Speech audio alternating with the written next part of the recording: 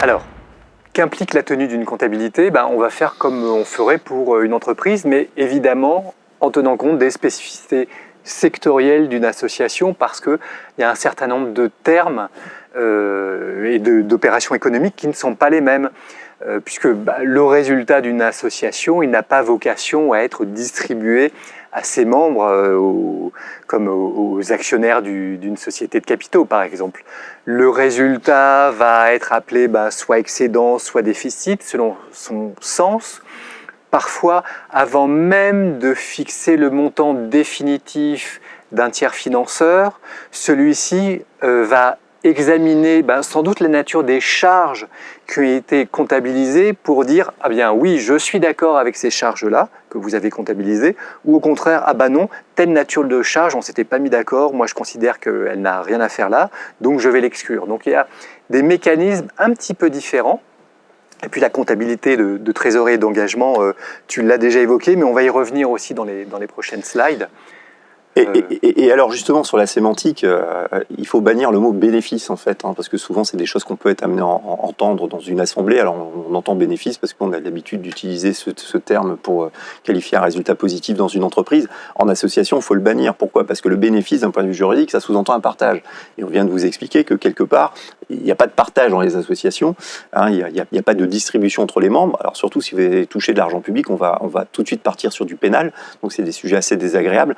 Donc bien quand vous rédigez vos procès-verbaux d'assemblée notamment, bien faire attention à ce qu'on parle effectivement de, quand le résultat est positif, on va parler d'excédent, on ne parle pas de bénéfice, parce que le bénéfice sous-entend un partage. Très bien. Et tu l'as évoqué, les règles comptables, ça peut être un petit peu compliqué, effectivement, parce que la structure comptable en France, c'est qu'on a une base qui est le PCG, donc le règlement 2014-03 sur lequel on s'appuie, et à partir duquel que l'on va compléter par un certain nombre de spécificités sectorielles. Donc pour les associations, tu l'as dit tout à l'heure, on va avoir un règlement spécifique 2018-06, pour les comptes consolidés, on va avoir un autre règlement, etc., etc., etc. Donc pour les associations, ce qu'il faut bien garder en tête, c'est que l'association va appliquer le plan comptable général, et comme il y a des particularités comptables qui existent dans les associations et qu'on ne retrouve pas dans le plan comptable général, eh bien l'ANC a produit l'ANC 2018-06, et pour ceux qui sont dans le secteur de l'ESSMS, eh bien à côté de ce règlement ANC 2018-06, on a l'ANC 2019-04.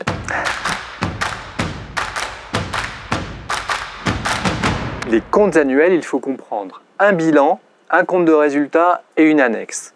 Le bilan, c'est une photographie du patrimoine à un instant donné.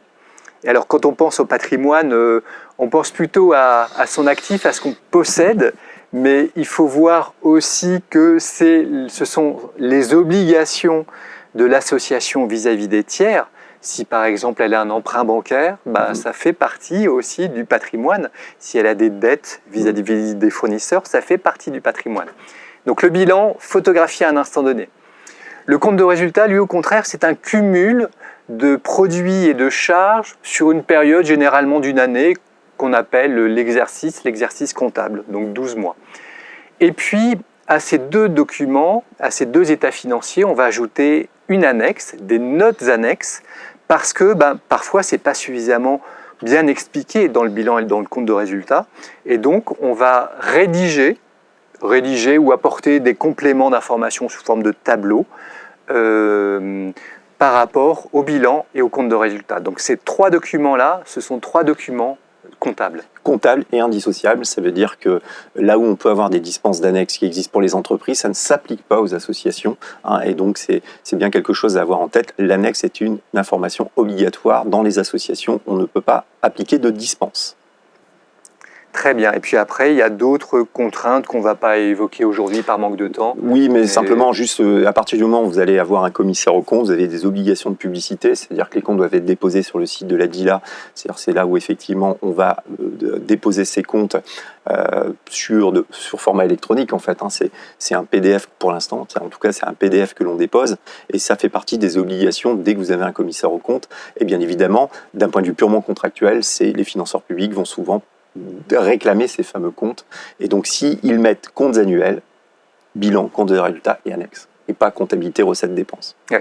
Et donc attention aussi à la rédaction des statuts, on l'évoquait tout à l'heure. Tout à fait.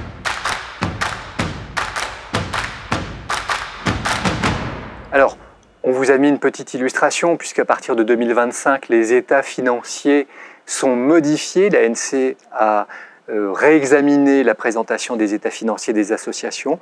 Donc on vous a présenté les modèles tels qu'ils sont issus de ceux prescrits par l'ANC. Donc là, le modèle d'actifs. Et donc, comme on voit là sur le passif, voilà, effectivement, on a bien une notion de fonds propres. Donc, si vous comparez à ce qui existe au niveau des entreprises, on a cette notion de capital. Et donc, la plaquette de compte entreprise ne doit absolument pas être utilisée dans les associations. Les associations ont un modèle de compte très spécifique. À titre illustratif, le capital n'a pas vocation à exister dans les associations. D'abord parce qu'on vous a expliqué qu'à la fin, s'il reste quelque chose, un résultat, on ne se le partage pas. Le capital, d'un point de vue juridique, ça représente tout simplement des intérêts particuliers. C'est l'intérêt de l'actionnaire, c'est l'intérêt du chef d'entreprise quand il utilise cette plaquette pour un BIC, donc un artisan, un commerçant.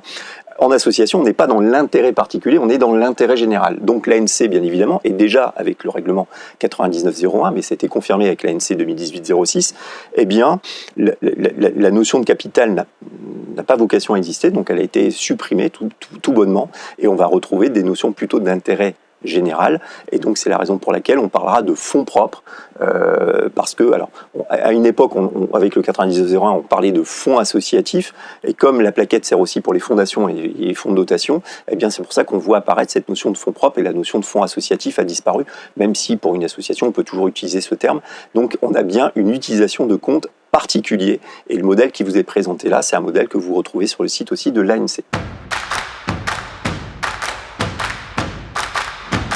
Et donc, dans ce compte de résultats, vous voyez que on est un peu dans une présentation différente de ce que l'on connaît dans l'entreprise. Une entreprise, c'est fait pour faire du bénéfice. Ça commence par le chiffre d'affaires. Donc, le compte de résultats d'une entreprise, ça démarre par le chiffre d'affaires. Une association, c'est pas cela. On l'a dit tout à l'heure, notamment quand on présentait les statuts, c'est d'abord une adhésion. Et donc, c'est la raison pour laquelle l'ANC a considéré que la première ligne qui devait apparaître au niveau des produits d'exploitation, c'est bien la cotisation que paye le membre, puisqu'on est dans le cas d'une adhésion. Et puis vous le voyez, donc on ne va pas redescendre l'ensemble des rubriques parce que ça vous aurez l'occasion de pouvoir les consulter de manière complètement libre sur le support. Eh bien vous allez retrouver en pied de compte de résultat une particularité qu'on n'a pas dans les entreprises, c'est les contributions volontaires en nature. Généralement pour les associations, c'est ce qu'on appelle le bénévolat. Et donc ça c'est comptabilisé en pied de compte de résultat, dans des comptes là aussi qu'on ne retrouve pas habituellement dans les entreprises, dans des comptes de classe 8, et c'est tout simplement pour mettre en avant effectivement ces fameuses contributions volontaires en nature qui n'affectent pas le résultat, donc il n'y a pas d'opération avec des comptes 6 et 7, et c'est bien comptabilisé après.